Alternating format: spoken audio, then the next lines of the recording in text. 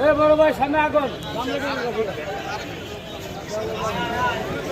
জামলা কত দিক তোর জাম লাগায় না আয়া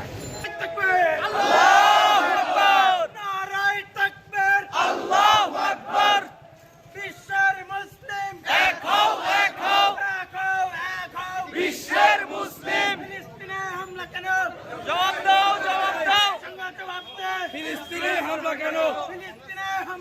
জাতিসংঘ জবাব দাও।